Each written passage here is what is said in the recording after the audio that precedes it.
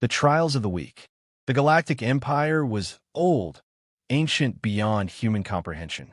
It had conquered, absorbed, or eradicated thousands of species over millennia, uniting them under one law. Strength is power. Every species inducted into the Empire was tested. Their warriors were thrown into trials to prove their worth, their ability to contribute to the Empire's endless wars. So when humanity was discovered and given a chance to join, the Imperial elite were curious.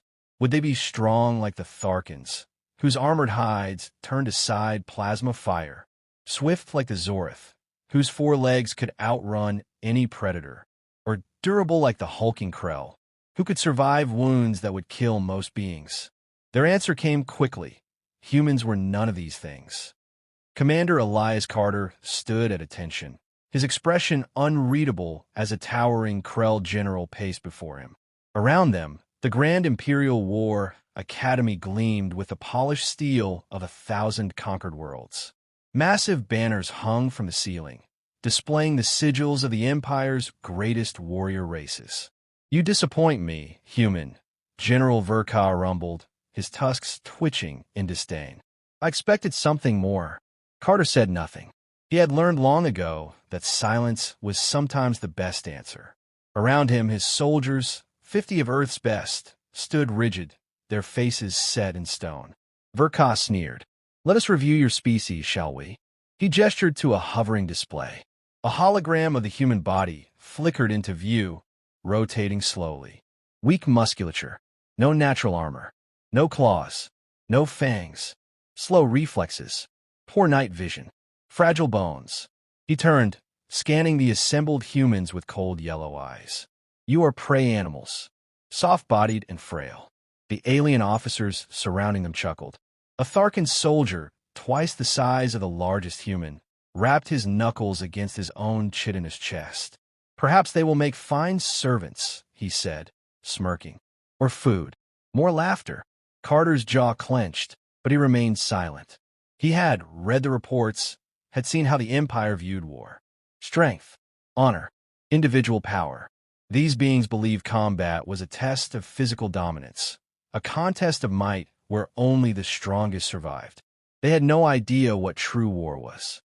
The trials began in the Imperial Colosseum, a massive training ground where species proved their mettle.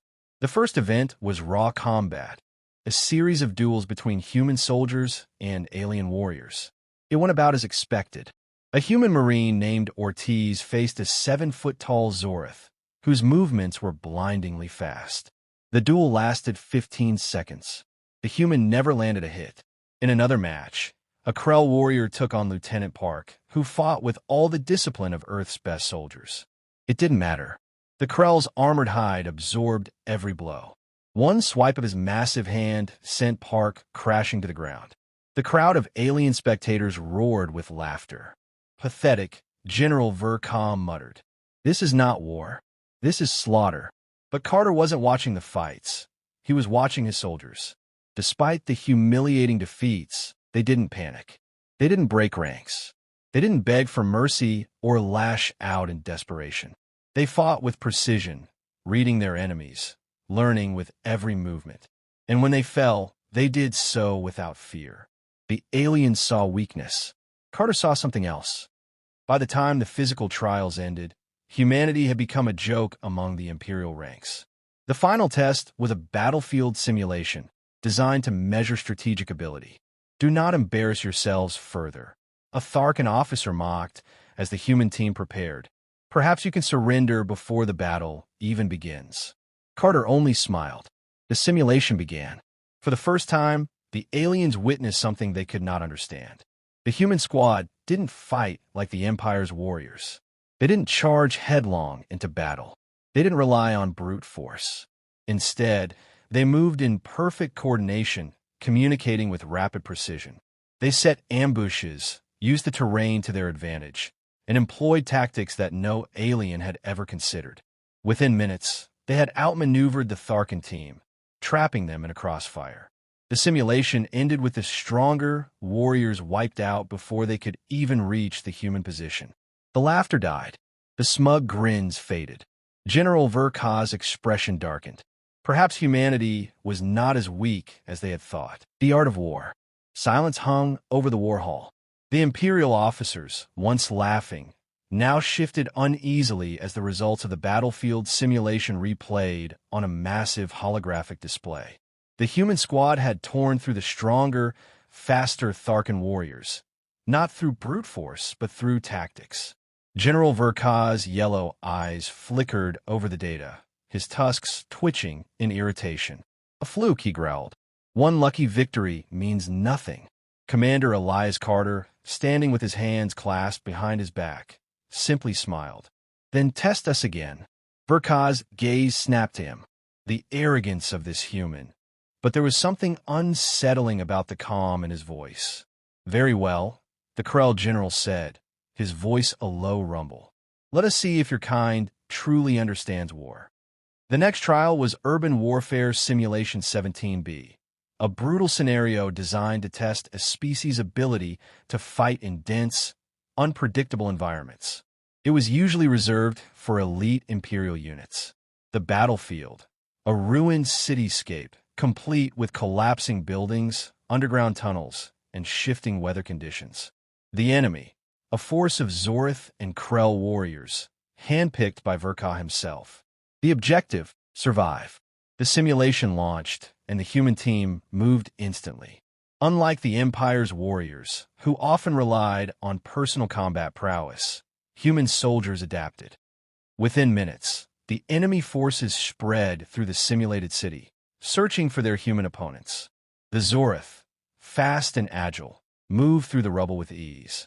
The Krell, massive and armored, marched down streets, certain that no species could stand against them. But the humans had already vanished. Lieutenant Park crouched behind the remnants of a collapsed skyscraper, his rifle steady. Targets approaching from Sector 5, he whispered into his comm. Hold position, Carter's voice crackled back. A squad of Zorith scouts darted ahead, their sharp eyes scanning the shadows. They saw nothing until the first shot rang out. One Zorith dropped instantly, a hole burned clean through its helmet. Its companions barely had time to react before another fell. Snipers, one hissed, diving for cover. But there was no sniper. It was multiple shooters firing from different angles, forcing the enemy into an exposed kill zone. A second later, grenades rained down from above, tossed from unseen hands in the broken buildings. The Zorith didn't stand chance. Elsewhere, the Krell warriors moved with their usual brute force tactics. Crush them, their leader bellowed, smashing through a wall. Plasma fire rained down on his squad, but they hardly felt it. Their armor could withstand almost anything. But explosives? The Krell stomped forward, only to trigger a series of carefully placed mines. The ground erupted beneath them, sending bodies flying. The survivors stumbled, disoriented. That was when the humans struck. In a blur of coordinated motion, they emerged from the ruins, rifles barking. The Krell, still recovering from a shock, were cut down before they could react. Within 20 minutes, the battle was over. The humans had won. The Imperial spectators sat in stunned silence. The display screens showed the wreckage of the simulated battlefield. The superior alien warriors outmaneuvered and crushed by a species they had mocked just hours ago. Verka's fist clenched. This shouldn't be possible. They fight like cowards, a Tharkan officer muttered. Hiding, ambushing, deceiving. Carter turned, his expression unreadable. We fight to win. The words hung in the air. Verka's gaze narrowed. You think your tricks will save you against a true war force? Very well, human. You will face one final test. He stepped forward, voice echoing through the chamber. A full-scale war simulation. No restrictions. No limits. The might of the Empire against your kind. Carter's lips curled into a slight smile. Now you're speaking our language. The Death Worlder's revenge. The battlefield was a nightmare. Massive ruined structures loomed over scorched streets, thick with smoke and debris. Rain lashed against the ground in sheets, turning the craters into pools of mud. Thunder rumbled overhead, and distant explosions sent tremors through the earth. Commander Elias Carter crouched behind a crumbling wall, watching as alien troops marched methodically through the ruins. He could hear them, Krell, Tharkin, and Zorith warriors moving in coordinated formations, weapons at the ready. They were hunting his people. Let them hunt. Carter tapped his earpiece. All teams, report. A series of quiet voices answered. His people were in position. They were outnumbered 10-1, pitted against the Empire's finest. And they would win, because the aliens still didn't understand. The simulation had begun with the usual bravado from the Imperial officers. This will not be an ambush, General Verka had declared. No tricks, no deception, a real battle. He had chosen the battlefield, a wasteland of war, where he believed human weakness would be undeniable. The Empire's forces had been deployed in overwhelming numbers, their superior weapons and physiques ready to annihilate Carter's squad. But Carter had only smiled. The Krell commander led the advance. His soldiers, massive and heavily armored, moved through the ruins with practiced precision. No one could match their durability in close combat. No species could withstand their charge, so the humans didn't try. A Krell soldier stepped forward, and the ground beneath him vanished. The explosion ripped through the squad, sending bodies flying. The surviving Krell staggered, disoriented. That was when the first sniper round hit. A single shot, right between the eyes. The Krell fell. A second shot, another down. The rest of the squad dove for cover. But there was no cover. The buildings around them had been rigged before the battle had even started. With the press of a button, Carter's team collapsed the structures, trapping the warriors beneath tons of rubble. Not a single human had been seen. The battle was barely 5 minutes old, and the Empire had already lost an entire squad. The Tharkin forces fared no better. Accustomed to charging their enemies head-on, the Tharkins pushed forward, weapons firing in every direction. Their superior speed and reaction time should have given them the advantage. But humans didn't fight fair. The Tharkins advanced, only for the air itself to come alive with fire. Molotov cocktails, homemade incendiary bombs. The alien warriors, unprepared for the sheer chaos of it, howled as flames engulfed them. Blinded, panicked, they tried to regroup, just as human gunfire ripped through their ranks. By the time the smoke cleared, the Tharkin unit had ceased to exist. Verka watched the battle unfold, his fists tightening with every defeat. It was impossible. The humans weren't fighting in the way the Empire understood. They weren't charging. They weren't engaging in duels. They weren't even allowing their enemies to fight back. Instead, they were bleeding them dry. Verka had studied 1,000 wars, had commanded Imperial forces in countless campaigns, but he had never seen anything like this. They fight like a species that has never known peace, he realized. Like war is part of their nature. And then, with chilling certainty, he understood the truth. Humans came from a death world. They had survived predators stronger than them. They had fought through ice ages, plagues, and famines. They had killed each other for resources, for power, for centuries, until war itself had become part of them. They weren't weak. They were the most dangerous species the Empire had ever encountered. In the ruins of the battlefield, Carter watched as the last of the enemy forces scattered. The simulation was over. The humans had won. Again, he tapped his earpiece. Mission complete. Silence. Then, in the distance, he heard something. Not laughter.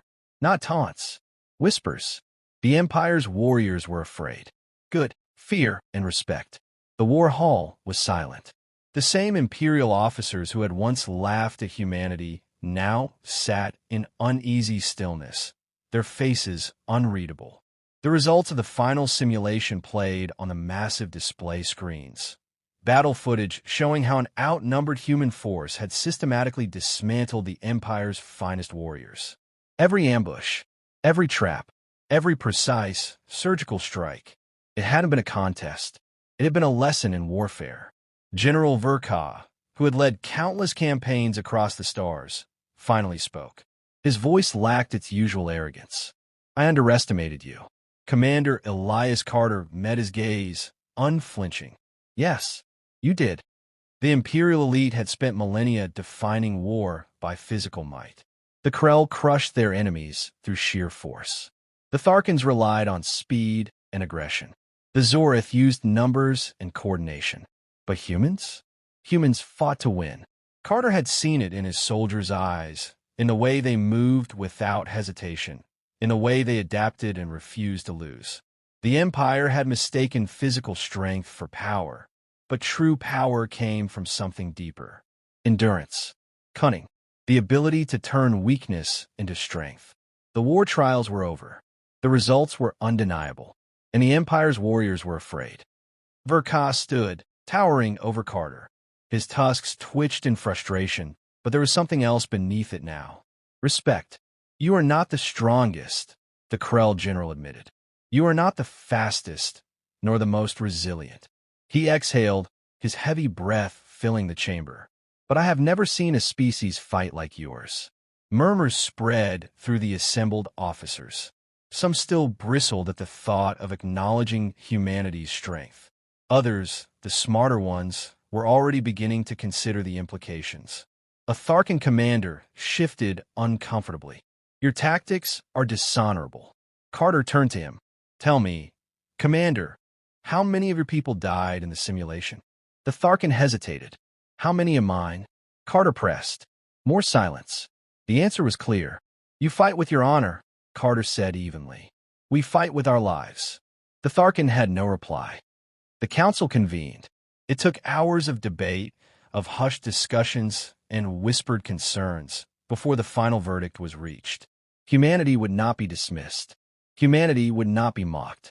Humanity would be feared. The ruling was given. Earth would be admitted into the Empire, not as servants, not as diplomats, but as warriors, as strategists, as something new, a species that could change war itself. After the meeting, Verka found Carter standing at the edge of the Great War Hall, staring at the banners of the Empire's greatest warrior races. You know what happens next, Verka said. Carter nodded. They'll try to control us. Verka exhaled. They will fear you. Carter turned, his expression unreadable. Good. The Krell general studied him for a long moment. Then, to Carter's surprise, he extended his hand. Not in mockery, not in dominance. In respect. Carter clasped his forearm. No more mockery. No more doubt. The galaxy had just learned a truth it would never forget.